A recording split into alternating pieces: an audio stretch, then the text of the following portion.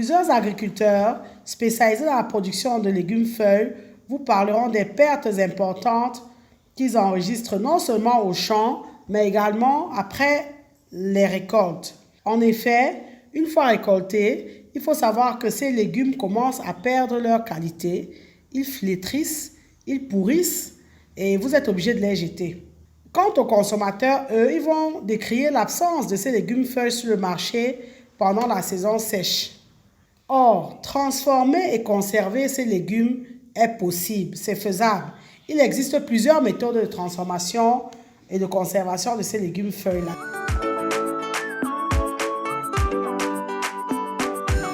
Le séchage consiste à éliminer une partie de l'eau d'un aliment par évaporation afin d'améliorer sa conservation. Aussi, le séchage des légumes feuilles va permettre de réduire leur volume et leur poids et ainsi faciliter non seulement leur stockage, mais également leur transport et éviter les gaspillages. Pour arriver à sécher les légumes feuilles, tout commence par la récolte. Vous devez récolter soigneusement les légumes feuilles qui vont constituer la matière première du séchage.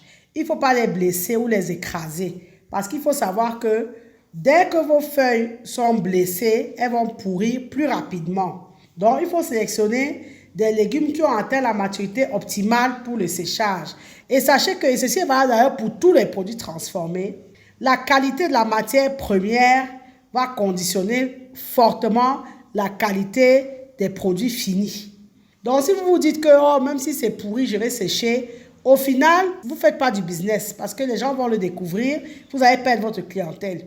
Il faut sécher des produits de bonne qualité parce que bien souvent, les gens se disent que ce sont les invendus du marché qu'on va sécher en dernier recours. Or, les invendus sont souvent trop abîmés, trop flétris, souvent même en état de décomposition et vous n'aurez pas de bons produits finis. Mais par contre, les légumes qui viennent d'être récoltés et récoltés soigneusement, comme on vient de vous le dire, représentent la meilleure matière première. Quand vous avez récolté vos légumes, il faut savoir que le transport jusqu'au lieu de transformation joue également sur la dégradation et la perte si vous entassez mal vos légumes feuilles. Donc, si vous les entassez en vrac, forcément, même si vous les avez récoltés minutieusement et soigneusement, ils vont se dégrader. Donc, il faut transporter vraiment minutieusement également. Le transport joue également. Donc, assurez-vous que vos légumes sont transportés dans des meilleures conditions. Vous pouvez les mettre dans des récipients propres. Vous pouvez les couvrir si c'est un récipient ouvert, etc. Donc, vous devez les transporter vraiment minutieusement. Par la suite, vous devez faire un premier tri. Vous devez trier les légumes après réception pour voir ceux qui sont aptes à la transformation. Vous allez éliminer les feuilles jaunes, les feuilles attaquées, les feuilles tachetées, celles qui sont trouées, etc., etc. Celles qui vont affecter la qualité nutritionnelle et hygiénique de votre produit fini. Vous allez enlever tout ce qui est queue, nervures, tiges, etc.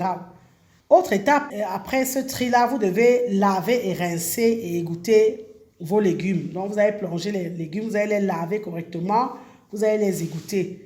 Vous allez répéter le lavage. L'idée est d'avoir des légumes propres.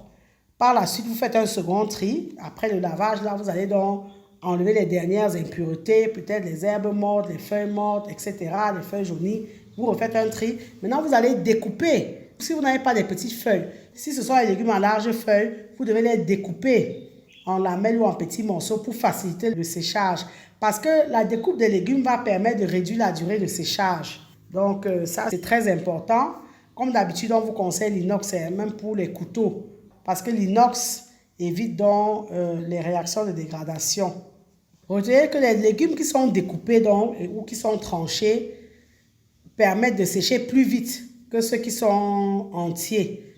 Quand vous avez découpé vos légumes, il faut penser à les blanchir. Blanchir les légumes, en fait, c'est les chauffer pendant 3 à 5 minutes. C'est une étape qui est importante parce qu'elle va permettre de conserver la couleur des légumes après le séchage.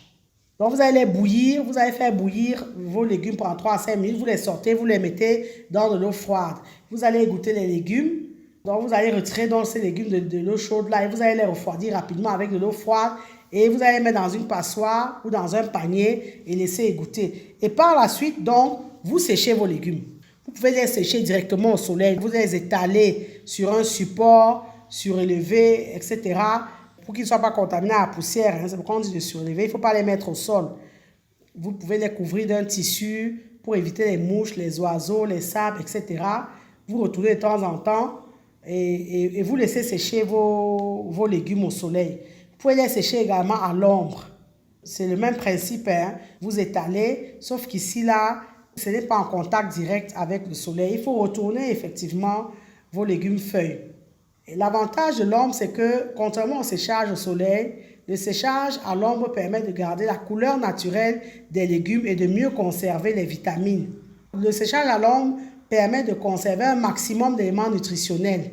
Mais il faut savoir qu'il met plus de temps que le séchage au soleil. Vous pouvez également sécher au déshydrateur. Vous mettez sur les plateaux des déshydrateurs ou dans des fours ou des séchoirs à gaz électrique, charbon, etc. De toute façon, l'idée, c'est de sécher vos légumes. Et par la suite, vous allez les conditionner.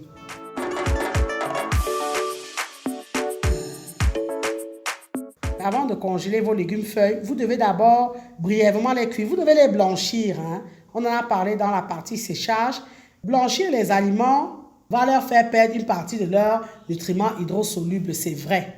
Mais il est recommandé donc de faire cuire quelques minutes vos légumes feuilles avant de les congeler. Ça va permettre vraiment de conserver leurs vitamines sur le long terme. Parce que le blanchiment des légumes avant la congélation permet de préserver leur qualité et de détruire les enzymes qui, pendant la conservation, peuvent altérer non seulement la couleur, mais également la texture et la saveur. Donc, pour blanchir, vous portez l'eau à vive ébullition, vous versez ces légumes-là, vous laissez bouillir quelques 3 à 5 minutes, soit vous ajoutez soit vous ajoutez en vrac, vous couvrez, et après vous sortez donc les légumes de l'eau et vous passez à l'eau froide. Donc, après le blanchiment, vous retirez les légumes de l'eau, vous les plongez dans de l'eau glacée ou de l'eau froide pour arrêter leur cuisson et vous les égouttez. Et une fois que vous avez fait ça, donc, vous pouvez les congeler. Donc, vous les placez dans des contenants ou des sacs pouvant aller dans un congélateur. Vous retirez l'excédent d'air et vous les placez dans votre congélateur. Pour un meilleur résultat, nous vous conseillons de faire des petits emballages, pas très gros. Donc, n'allez pas au-delà de 2 kg environ. Une fois congelés, sachez que vos légumes se conservent très bien. Ça peut aller jusqu'à 1 an. Et avant d'être cuits, vous n'avez pas besoin de décongeler ces légumes-là.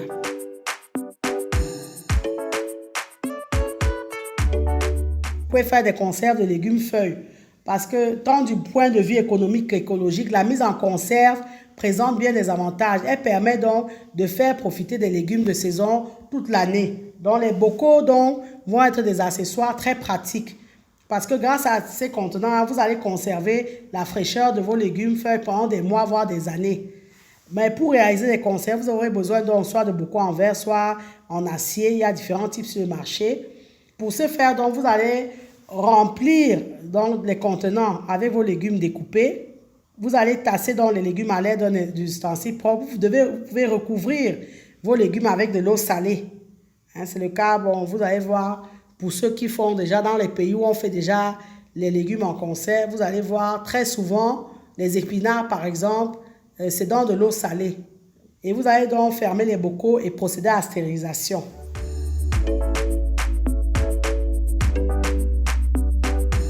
Il est important de conditionner, emballer et enregistrer les légumes que vous fabriquez. Donc, vous allez peser. Donc, il y a une étape de pesage, donc la quantité spécifique que vous avez transformée. Vous allez fermer de façon appropriée. Vous devez, par exemple, vous munir de soudeuses, de thermosoudeuses, de thermocelleuses, etc. pour conditionner convenablement le produit. Il faut savoir que le matériel d'emballage doit protéger le produit de tout transfert de matière. Il doit être étanche, donc il ne faut pas que l'eau rentre ou d'autres produits. Il ne doit transmettre aucune odeur, aucune saveur, aucune couleur, aucune caractéristique étrangère au produit que vous avez fabriqué. Donc il doit être étanche. Et lors de la commercialisation, l'emballage doit faciliter le transport et une utilisation facile des légumes. Donc, trouver des emballages qui vont s'ouvrir facilement. Il faut étiqueter clairement chacun de vos emballages. Mettez le nom du produit, le poids, l'identification du producteur, la date de production, etc. Les dates de péremption, les modes de conservation, la composition de ce produit-là et les modes d'utilisation. Donc ça, c'est très important de vous pencher sur la partie étiquetage. Il ne faut pas tromper le consommateur. Une fois donc que vous avez emballer et étiqueter votre produit, vous allez donc le stocker et chercher à le commercialiser. Nous espérons vous avoir donné envie de vous lancer dans la transformation et la conservation des légumes feuilles. Nous vous encourageons à le faire, c'est très facile. Maintenant, pour réussir un tel business, il ne faut pas oublier la partie communication. Il faut qu'on sache que vous le faites et que le produit existe. Merci de liker, partager et commenter la vidéo si vous pensez qu'elle vous a été utile. Abonnez-vous à AgriTV Web et activez la cloche de notification pour ne pas manquer nos prochaines publications. Et rappelez-vous toujours et toujours que savoir le point de départ, mais c'est agir qui fait et fera toujours toute la différence. Maintenant que vous savez, place à l'action.